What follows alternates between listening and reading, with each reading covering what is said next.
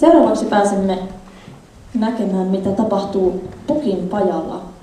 Tanssiklubi Dancingin tanssijat esittävät meille esityksen Pukin pajan rentoutushetki, jossa nähdään muun muassa fuskua. Lisäksi seuraava ohjelma sisältää sampaa, cha-cha-chata ja chaivia. Lavalla nähdään Lauri Valtonen, Marjo Hakkarainen sekä Anita Aaltonen.